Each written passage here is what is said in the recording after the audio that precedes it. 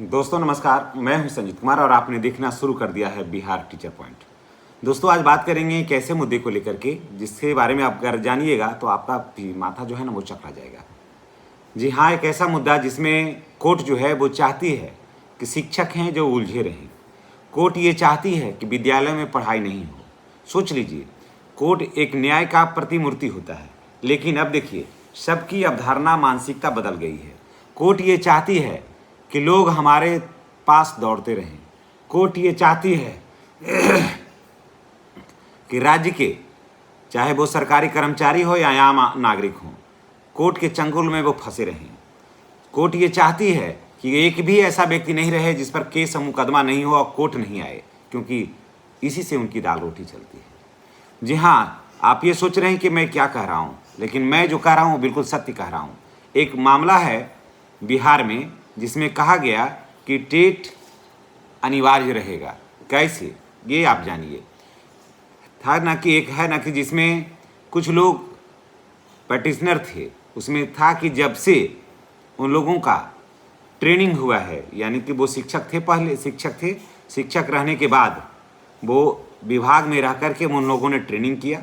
Training करने के बाद उनका जो अभी भी अनट्रेंड का पेमेंट मिल रहा है। तो उनको लोगों को कहना है कि हम लोगों को जिस दिन से ट्रेनिंग हुआ है, यानी कि बीरमन में हुआ है, स्कूल से निकले हैं, उसी दिन से हम लोग को ट्रेनिंग माना जाए।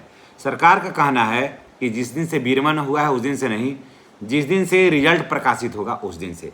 नियम भी यही है कि जिस दिन से रिजल्ट प्रकाशन होता है उस दिन से। लेकिन कोर्ट ने कहा कि नहीं, कोर्ट कहा कि ठीक है आपको मिलेगा, लेकिन सिर्फ उन्हीं लोगों को मिलेगा जो पटिशनर थे, यानी 40, 42, 45 आदमी जो था ना पटिशनर, सिर्फ उसी को फ़ायदा मिलेगा, बाकी को नहीं।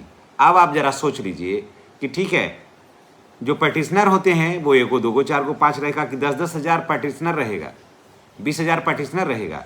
तो कोर्ट का ये कहना है कि जिन लोगों ने केस फाइल किया है, ज़रा सोच लीजिए कि जिन लोगों ने केस फाइल किया है, सिर्फ उन्हीं लोगों को बीरमन पत्र वितरण के बाद से मिलेगा ट्रेंड का वेतनमान। ये मामला है 2012-13 से लेकर के, उस दर तो अलग था सिस्टम, 12-13 से जो है वो लेकर के 20-22 तक के शिक्षकों के बीच का ये मामला है। तो यानी कि जो ट्रेंड हुए हैं सिर्फ, और उसमें भी जो पैटिशनर हैं उनको मिलेगा ट्रेंड का लाभ, दूसरे को नहीं मिलेगा। यानी कि दूसरे को इसलिए नहीं मिलेगा कि दूसरे फिर केस फाइल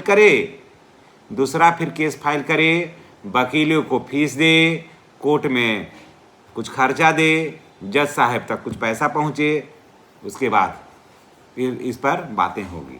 यानी कि लोग उलझे रहें।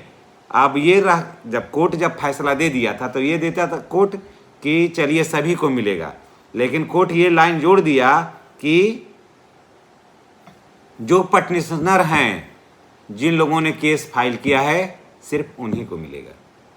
अब एक उदाहरण हम बताते हैं।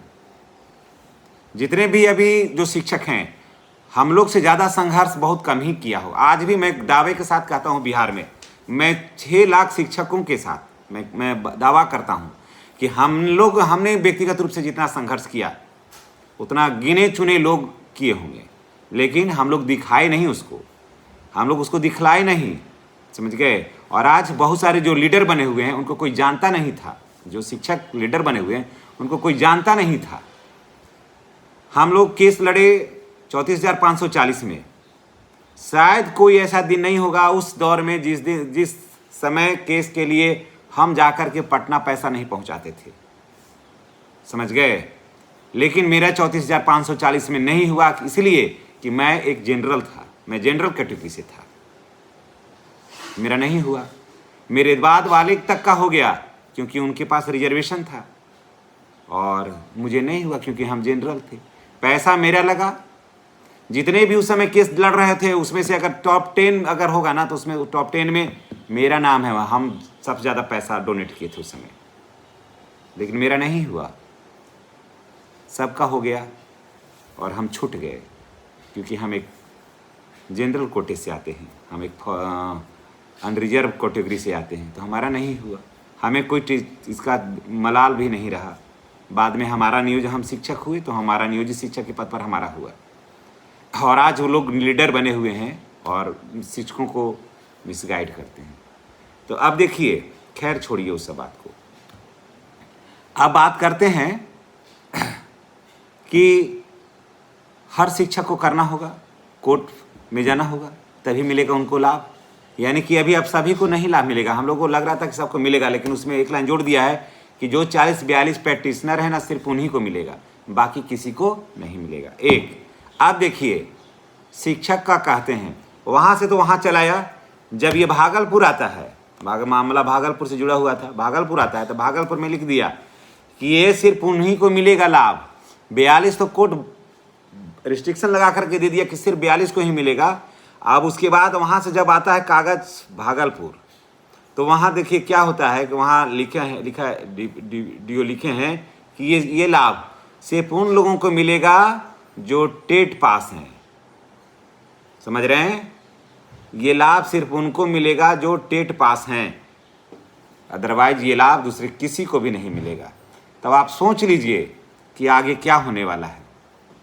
यानी कि सरकार की कोई नीति स्पष्ट नहीं है, सरकार क्या चाहती है स्पष्ट नहीं है, आगे क्या होने वाला है स्पष्ट नहीं है। सब कुछ नेपथ्य में है और सब कुछ अभी जो है वो कुछ भी स्पष्ट दिखलाई नहीं पड़ रहा है। अब आप सोच लीजिए, और ये हो जाएगा, देखिएगा ऐसा भी आने वाला होगा कि ये भी कहेगा कि सेवा में वही रहेंगे जो टेट पास हैं। ये दिन दूर नहीं है कि सेवा में वही रहेंगे जो टेट पास हैं। अब देखिए, नियोजित शिक्षक तो नियोजित शिक्षक हैं ही हैं, अब जो विशिष्ट बने उनको भी टेट पास करना होगा। जब इस तरह का लेटर निकला तो सभी जगह निकलेगा। अब तो विशिष्ट को भी देना पड़ेगा टेट, प्रधान शिक्षक को भी टेट देना पड़ेगा जो भी गए हैं, और यहाँ से जो बीपीएससी में गए हैं उनको भी टेट देना पड़ेगा। सक्षमता परीक्षा दे देना एक योग्यता का प्रमाण पत्र नहीं है।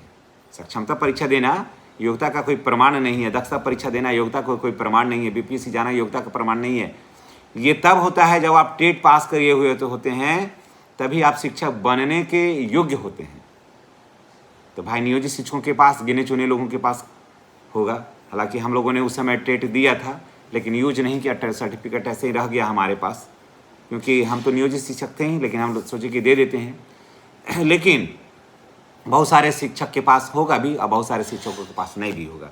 बहुत सारे प्रधान शिक्षक बने उनके पास भी टेट नहीं होगा। बहुत सारे जो विशिष्ट बने हैं उनमें से 10% के पास होगा, बाकी के पास होगा ही नहीं। तो देखिए, अब ये नीति स्पष्ट नहीं है कि क्या होने वाला है। तो सोचिए कि ये कोर्ट क्या होता है, न्याय की एक प्रतिमूर्ति होती है, और कोर्ट ही ये बंधन लगा के दे कि जो केस दायर किया है ये लाभ सिर्फ उसी को मिलेगा। तो सोच लीजिए कि कितना चिंता का विषय है। यानी कि शेष भी जाएंगे 10-10, 20-20 के में ग्रुप बना के वो सभी केस फाइल करेंगे, 1-2 लाख रुपया खर्चा करके आएंगे, कोर्ट को भी अपना रोजी रोटी चलते रहेगा, इधर भी अपना होगा।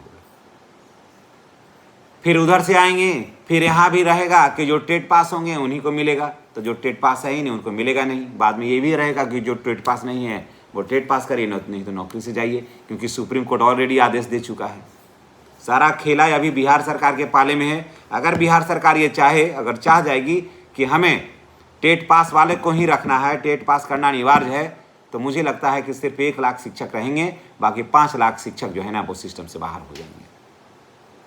तो यानी कहने का मतलब ये है कि सरकार की नीति कोई स्पष्ट नहीं है, और शिक्षक आज ये कहते हैं कि हम प्रधान शिक्षक बन गए, हम विशिष्ट शिक्षक बन गए, आप लोग इसलिए नियोजित शिक्षक नहीं हैं क्योंकि आप टेट पास ही नहीं कर पाया थे, सक्षमता पास नहीं कर पाइएगा। सक्षमता पास होकर के ये लोग रहे, कितने बड़े तीर चला रहे हैं। तो कितना परीक्षा दीजिएगा यार। अरे लड़ने की साहस रखिए नियोजित शिक्षकों की बात।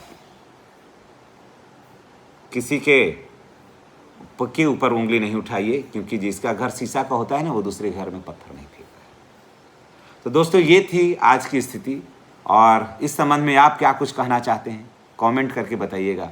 नेक्स्ट वीडियो में हमारी और आपकी फिर मुलाकात होगी।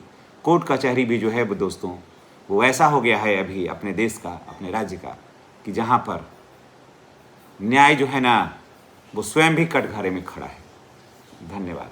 अगर मेरी बात पसंद आई हो तो चैनल को आप सब्सक्राइब करके बेल आइकन को दबाइएगा, ताकि वीडियो का नोटिफिकेशन जो है वो मिलता रहे। धन्यवाद।